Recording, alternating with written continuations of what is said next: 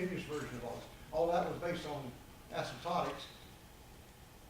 We had looked at some sensitivity analysis that shows that the model is most sensitive to mortality, and also that constant mortality probably misrepresents it, so we did a bunch of stuff. And here, let me show you this, and we'll move. There, the circles are the data. The solid line is a time-varying PDE for, they're called single striker models. It's a population model, right?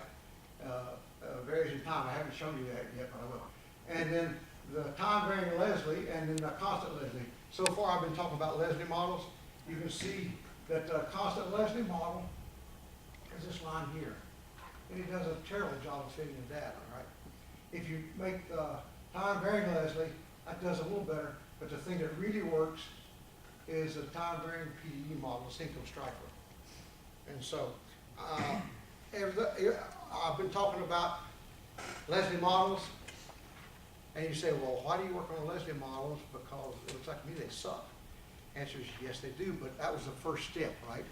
And one learns in this business, you have to walk before you try to run. You don't go out, and the first time you go jogging, you don't try to run a marathon, right? That'd be foolish. Well, you can try that, but it's kind of foolish. And so you try to start with simple models, and as you find out the phenomenon, you try to make them more and more complex until they get closer and closer to the data. This again is survival rates, and you can see. Now let's see, time delay. Let's see. Okay, here's, so I've been alluding to this business of a continuum. This is a single striker model, right? And you see that it's continuous in time. The I now has become an A for age. Age-dependent single striker model is the thing we need here, just like age-dependent.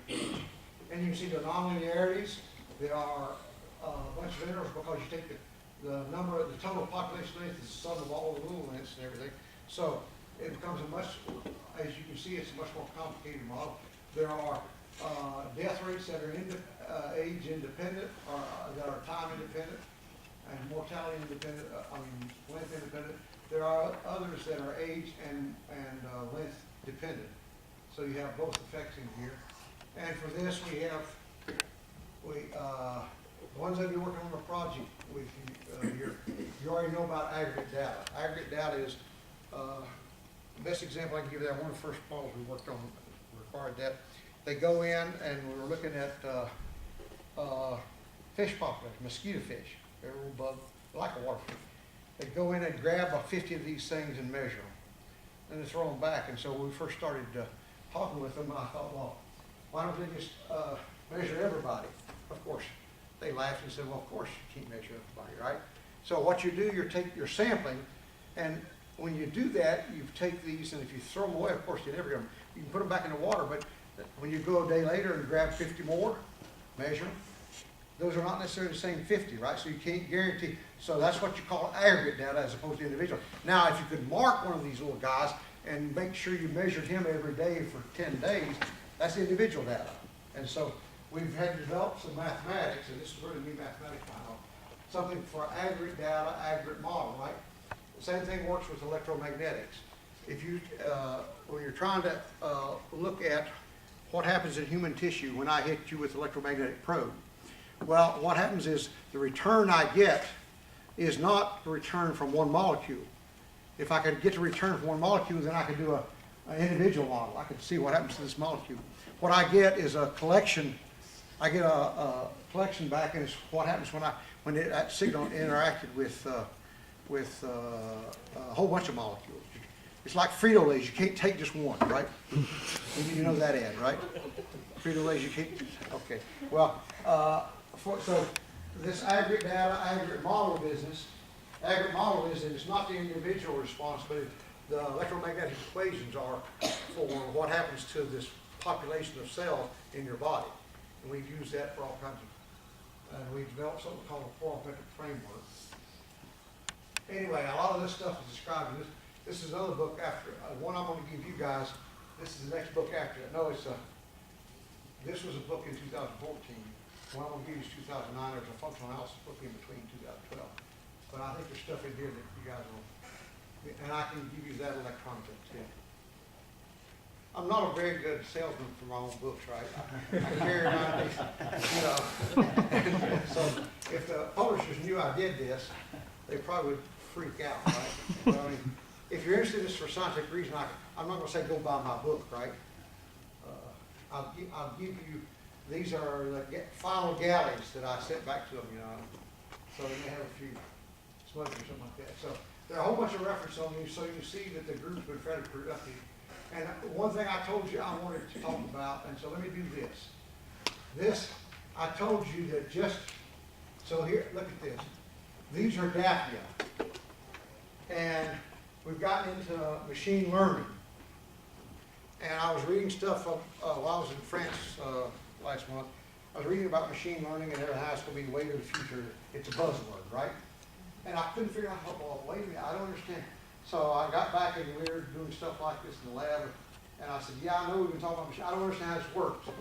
This is not machine learning. Machines don't learn. This is directed machine learning, or tailored machine learning, or what was the word we used? Anyway, what you do is you have to tell the machine, this is automatic recognition of whether this is a juvenile, what's a piece of junk, or what's an adult Daphne, right? And what you have to do is sit there and you train them. You train, the machines don't learn by themselves, but you train them. They pull up an image and you say, yes, that is an adult Daphne. No, that's not, it's junk. And you do that over and over again, and therefore the machine, your recording machine, learns to recognize the difference between an adult and a juvenile Daphnia, or a piece of junk, right? So when we had this discussion last week, these are slides that this was a picture from the, and when we used to collect data for these two sizes, so each time point takes approximately 4 hours for 4 people to count per replicate for each size class. Daphnias are manually sorted by size and counted in a microscope. And this is that's some of the data you saw earlier. We can now get that same data in about 10 minutes with one person. And you know what? You see what this is? This is the imaging. I'll call it machine, because this is actually relevant to that. What this does was one of the postdocs that we hired this past summer had learned all about 3D printers. She went over and made this thing with a 3D printer in the library, came back and they got it running in the last couple of weeks. So I was totally out of the loop. You know, I knew we were trying to do this, but I had no idea that we could cut the time from down, 4 people working for 4 hours down to about 10 minutes. And so that means, so what does that mean? Well, if you're a budding lab worker, undergraduate, who wanted time in the lab, we don't need 16 of you anymore. We need about 1 of you, or 2 of you, right? So it's not exactly job security, but on the other hand, you need to learn to do this, right? You need to operate this kind of counting. And with that, so this is an ongoing, we're getting ready to start another intensive set of Daphne experiments next Monday. So I've got to get back and get trained on Monday to help with all of that. So anyway, that's all. I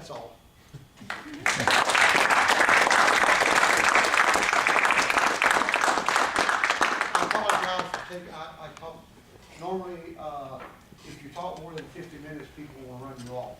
Yeah, today we are lucky because we used to have a lot of people waiting outside for the next class, but today looks like... No, today they're unlucky because I talked 50 minutes. Okay, questions?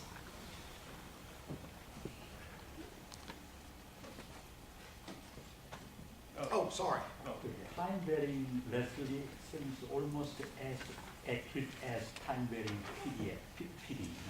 Yeah, because the time-varying Leslie meant what you did, you take the Leslie model and you, it's very intensive computation, because what you do is you go in there and you approximate all the rates with linear splines. And if you run that coarse enough, if you run that fine-tuned enough, it'll be almost as good. Yeah. So in that case, you're getting away with approximating by discrete model, but you refine it so much that the cost of doing the computations are really high. Oh, it's more than PDF method. Yeah. Oh, okay. Got it. Yeah. It's So That's why it looks almost as good, right? Yeah. It should, Yeah. the effort in getting that solution, but we wanted to try to see what's the best you could do with time varying lithium, because it's not fair to, you know, But it's more expensive. Has yeah, an- yeah, yeah. Yes, and much harder to get it to convert. Yeah. Yeah. I have a question. It's kind of a two-part question, but are you able to distinguish between mutant Daphne and wild-type Daphne? Not yet, we don't know. Okay. We don't know how to do that. So have people model mutation rates, I guess, in populations? No, that's one of the things we'll be interested Yeah, that's. in doing, yeah. And how to recognize. Yeah. If you're, you know, how do you tell a normal guy from a mutant, right? I mean, I don't know, right? But it depends on, this usually is a result of some kind of toxicity. And so it would depend on the toxic element in the, and we haven't started that yet. We've been trying, we've had our hands full trying to model the normal guys, what they do, because as you can see, it's very complex. It's been the females deciding when they want to have males and when they don't want to have males, stuff like that. That's a very complex, and so there's something going on up there, right? We don't know how to model that either, right? Except it seems to be a direct correlation between that and the level of threat, because it seems to be purely a survival. In other words, they're geared to make the species survive. So what happens when there's some kind of threat, they immediately go to having producing these eggs that come from, they immediately start producing some males, have sex with the males, and then produce these dipolysyl eggs that get laid, that'll survive, right? Yeah, that's So crazy. it's but you can see why it's just a fascinating problem to work on, right? I mean, talk about, you know, this has got to be an intelligent being, right? Yeah. Because they are programmed for their own survival. Other questions? Questions? What value have you found over the years in using What? cellular automata in the Pardon? modeling process? Say your question again. Or cellular automata in the Yeah, modeling process? I haven't Good or used bad over that. the years, or? Pardon? I haven't we usually go for whatever tools close by that we think is gonna work, and I've never, I know people who were, and that, at one time, that was really a hot in the seventies and eighties, but I never got into it because we never, the problems that I've always worked on problem specific. In other words, we have a specific problem, then we go and try to develop mathematics or tools, whatever we need to do to be able to answer the questions we need to answer there, and so. And usually cellular automata are computationally challenging compared to the straightforward simple approach. They are, if you, I work a You lot have in to track interface between ODEs and PDs and stuff like that, and so Yeah. as soon as you get to continuous time kind of things, you know, with different nonlinearities and stuff like that, cellular automata, the cost of using that is quite. In the slide when you calculate standard error, replicates 1, 1, 1, and 2, 2, 2. What are those replicates? You generate a new data, or that's a different experiment, different data? I think we had replicates, let me see what where was it? Yeah. Here, okay. Replicate, that's one. We did 3 replicates for each experiment, right? 3 populations. Okay, that's the experimental data, right? That's true. Replicate 1, replicate 3, we thought we were doing the exact same thing. The question is, do I get close? And you can see, that's 0.95. That looks, that mu and that mu and what you're really worried about is, first of all, you want replicate 1 and replicate 2 to look alike, with the same parameter.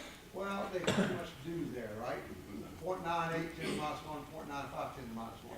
So my actual question was this: replicate 1 and 2 they are actually 2 different experiments and Yes. different data, or you generate with sampling the error? You No, no, generate no, the no, data? no. You have 3 replicates of the, and this And comes then from actually biology. experiment. Biology Okay. won't believe Okay. anything unless you have 3 replicates. Yeah, that's. You know, so yeah. if you're talking, but you only ran 1 replicate. That doesn't count. Nobody Yeah. believes in that. And it's very hard to present also because they always want to put the bar. Yeah.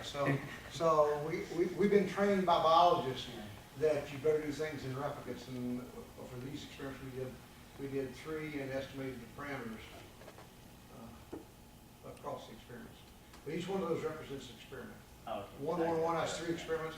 222 is 3 true. Yeah, people also generate the bootstrap kind of sampling the error generated. Bootstrapping How is- do you distinguish bootstrapping your is- method from this Well, one? bootstrapping is a computer way of trying to generate, I mean, Yeah. what do? You take what you think is a good fit, and then you generate Yeah. synthetic data 1,000 times Yeah. and try to do the fit again. And we should talk about that, we'll talk about it in the next hour. Next hour, okay. The shortcoming, I was trying to remember last night why I didn't like that as well as I like asymptotic. Yeah, because I use your method in one of my publications, and many times I use the other method. Bootstrap is not my method. No, this one, Oh, actually, this, I okay, yeah. referred your paper as it did like that, but other one, so that's why I'm still debating which one is good, maybe next hour we'll find out. So there is any question? Any further question? Anything? If not, so let's thank our speaker.